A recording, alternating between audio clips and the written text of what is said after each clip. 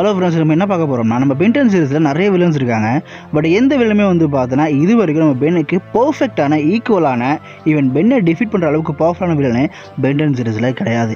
என்ன ப்ரோ சொல்கிறீங்க? பென் 10 சீரிஸில் எவ்வளோ பவர்ஃபுல் வில்லன்ஸ்லாம் இருக்காங்க, பென்னை ஈஸியாக டிஃபீட் பண்ணியிருக்காங்கன்னு கேட்டிங்கன்னா, ஆக்சுவலி பென் தன்னுடைய ஃபுல் பொட்டன்ஷியலை காட்டுற எந்த இடத்துலையுமே எந்த வில்லனும் பென்னுக்கு டஃப் கொடுக்கவே இல்லை. ஈவன் ஒரு சில செகண்ட்ஸ் கூட அந்த வில்லன் பென்னுக்கு தாங்க மாட்டாங்க.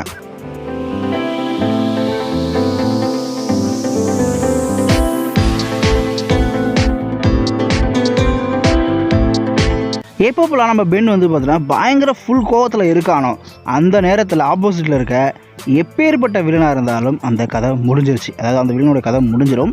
பென் 10 சீரிஸில் என்ன தான் வந்து பார்த்தீங்கன்னா ஆகர்கோரை பயங்கர பவர்ஃபுல்லாக காமிச்சு, டேகனை பயங்கர பவர்ஃபுல்லாக காமிச்சு, இவங்க எல்லாருமே வந்து பார்த்தீங்கன்னா பென்னை டிஃபீட் பண்ண முடியல.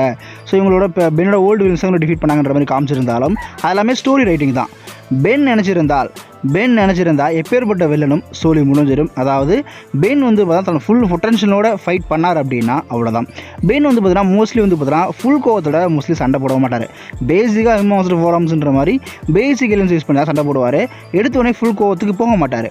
ஆனால் பென் ஃபுல் கோவத்துக்கு போயிட்டாருன்னா அந்த வில்லனோட கதை முடிஞ்சிருச்சு. இதை பென் 10 சீரிஸில் வந்து பார்த்தீங்கன்னா நிறைய இடத்துல காமிச்சிருப்பாங்க. நம்ம கிளாசிக்லேயே பார்த்துட்டோன்னா கிளாசிக்லேயே வந்து பார்த்தீங்கன்னா பென் 4 ஆர்ம்ஸாக மாதிரி கெவின் கூட ஃபைட் பண்ணிட்டு இருப்பார். கெவின் அப்போ 4 ஆர்ம்ஸ் ஃபார்மில் தான் இருப்பார், 4 ஆர்ம்ஸ் அப்சர்வ் பண்ணி. அப்போது நல்லா பார்த்தீங்கன்னா பென் டிஃபீட் ஆகிற டைமில் தான் இருப்பார்.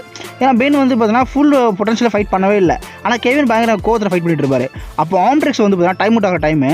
ஸோ பென்னுக்கு பெண்ணை போட்டே தெரியாது. பென்னுக்கு அந்த செகண்ட்லேயே வந்து பார்த்தீங்கன்னா ஜஸ்ட்டு வெறும் 3-4 செகண்ட்லேயே வந்து பார்த்தீங்கன்னா கெவினை முடிச்சிருவார். கெவின் அந்த அடியிலே ஜஸ்ட் ஒரு 3-4 செகண்ட்லேயே வந்து பார்த்தீங்கன்னா 4 ஆர்ம்ஸ் அடிச்சு அடியிலே வந்து பார்த்தீங்கன்னா கெவின் என்ன விட்டுருப்பா ஆளை விட்டுருப்பா அப்படின்ற பேசுகிற அளவுக்கு கெவின் போயிடுவார். பென் மறுபடியும் ஹியூமன் ஃபார்முக்கு வந்துடுவார். ஜஸ்ட் ஒரு 5-6 ஒரு 10 செகண்டுக்குள்ளே தான் இருக்கும் அந்த ஃபைட்டு. அதுக்குள்ளே வந்து பார்த்தீங்கன்னா கெவினை முடிச்சு விட்ருப்பார் பென். ஏன்னா அந்த இடத்துல வந்து பார்த்தீங்கன்னா இந்த ஃபைட்டை முடிச்சே ஆகணும் அப்படின்ற ஒரு திங்கிங் போயிருப்பார். அந்த தாட்டில் இருந்தாலும் வந்து பார்த்தீங்கன்னா கெவின் சொல்லியே முடிச்சிருப்பார். இதேமாதிரி அதே கிளாசிக்கில் வந்து பார்த்தீங்கன்னா பென் 10,000 இருக்கார் இல்லையா, அவர் வந்து பார்த்தீங்கன்னா பேசிக்காக நார்மலாக வந்து 4 ஆர்ம்ஸ் சண்டை போடுவார், டைமண்ட் சண்டை போடுவார், பட் டிஃபீட் ஆகிடுவார். ஆனால் கென் அடித்தப்போ கெவின் 1000 கென் அடிச்சப்போ வந்து பார்த்தீங்கன்னா அந்த பென் 10,000க்கு சமகம் வந்துடும்.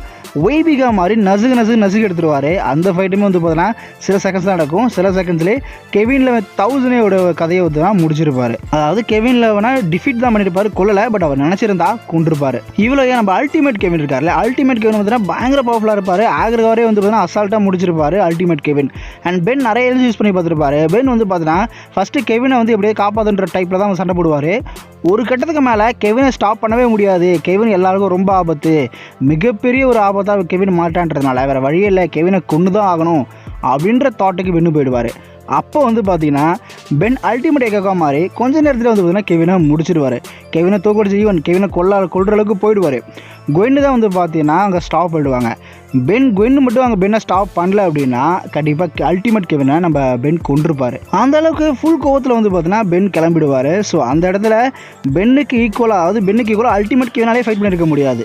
அதே மாதிரி தான் வந்து பார்த்தீங்கன்னா நிறைய பேட்டில் ஈவன் வெல்காக்ஸே கூட வந்து பார்த்தீங்கன்னா நம்ம டைமண்ட் ஹெட் பேட்டர் இருக்கு இல்லையா, டைமண்ட் ஹெட்டில் வந்து பார்த்தீங்கன்னா வில்காக்ஸை முடிச்சே ஆகணுன்றதுனால டைமண்டாக மாறி பென் கொஞ்ச நேரத்தில் வந்து பார்த்தீங்கன்னா வில்காக்ஸை முடிச்சு விட்டுருப்பாரு. அதே மாதிரி பிரைமஸ் எபிசோடுமே வந்து பார்த்தீங்கன்னா பென் இந்த ஃபைட்டே முடிச்சு ஆகணுன்ற அளவுக்கு போயிட்டார். ஏன்னா திரும்ப வில்காக்ஸ் வந்துகிட்டே இருக்கான்.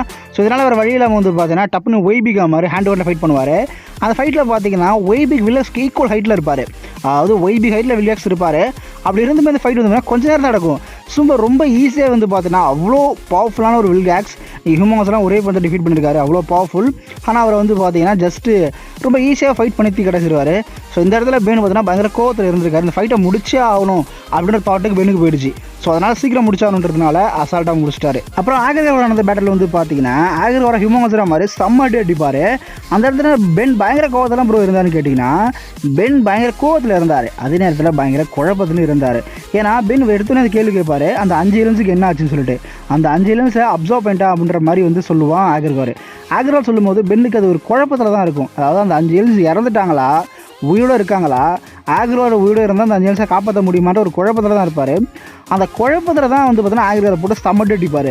ஆக்சுவலி ஆகர்கோரா கொன்னுடணும் அப்படின்னு அவர் நினச்சிருந்தாருன்னா சத்தியமாக சொல்கிறேன் கண்டிப்பாக ஆகர்கோரா இறந்துருப்பார். பென் வந்து பார்த்தீங்கன்னா அந்த இடத்துல ஒரு குழப்ப மனநிலை இருந்தாலும் வந்து பார்த்தீங்கன்னா ஆகர்கோரா கொல்லலை. அதே மாதிரி எலிஜி ஃபர்ஸ்ட்டில் வந்து பார்த்தீங்கன்னா மைக்கேல் மார்னிங் ஸ்டார் பயங்கர பவர்ஃபுல்லாக இருப்பார் இல்லையா, அப்போ பென் வந்து பார்த்தீங்கன்னா தன் பவர்ஸ்லாம் அப்சர்வ் பண்ண சொல்லிட்டு டக்குன்னு வெவ்வேறு ஏலியன்ஸாக மாதிரி வந்து பார்த்தீங்கன்னா மைக்கேல் மார்னிங் ஸ்டாரை போட்டு பொழந்திருப்பாரு. அந்த இடத்துலமே வந்து பார்த்தீங்கன்னா இவனை டிஃபீட் பண்ணி ஆகணும், இவன் சீக்கிரம் முடிச்சாகணுன்ற மாதிரி தாட்டுக்கு போயிடுவார். இவ்வளோ ஏங்க நம்ம டிராகன் பவர்ஸ் வச்சிருக்க வில்லியக்ஸ் வந்து பார்த்தீங்கன்னா அவ்வளோ பவர்ஃபுல்லாக இருப்பார்.